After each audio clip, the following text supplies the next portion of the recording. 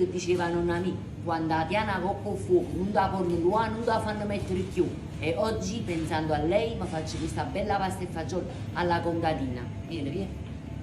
Aglio, olio e salsiccia sbriciolata. Pezzettini di prosciutto crudo e pancette che vedete lì e pomodorini. È facile scrivere tutte cose insieme. Guarda, guarda. Vieni, vieni.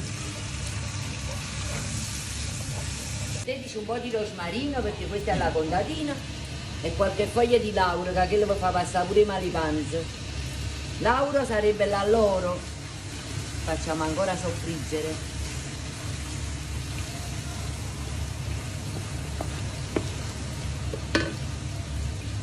Ecco qua ragazzi, fagioli borlotti che avevo lessato prima e li vado a mettere nel sugo che ho preparato e mo faccio un bello mesca Francesco.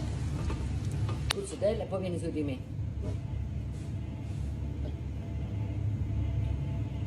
Giuseppe, lasciami la roba, qua ragazzi, se vi piace metteteci due belle scuzzatelle di formaggio. Io già ne ho messe prima, ma ci metto una di due perché non basta mai.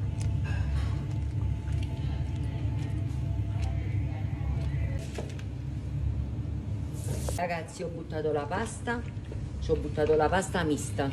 Se voi volete, ci puliremo nei tubettieri, quelli là dei soldati, cannarugelli. Ecco qua ragazzi, siamo pronti. Guardate che bellezza. Guardate. Ragazzi, ecco qua, guardate. Olio, prezzemolo e un po' di peperoncino.